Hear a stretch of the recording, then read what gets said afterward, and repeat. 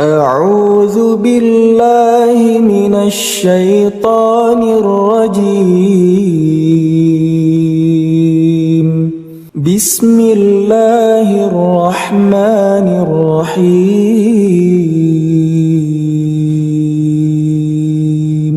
يا أيها المزمل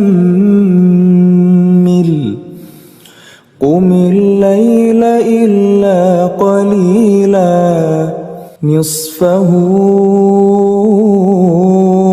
أو انقص منه قليلا أو زد عليه ورتل القرآن ترتيلا إنا سنلقي عليك قولا ثقيلا إن ناشئة الليل هي أشد وطئا وأقوم قيلا إن لك في النهار سبحا طويلا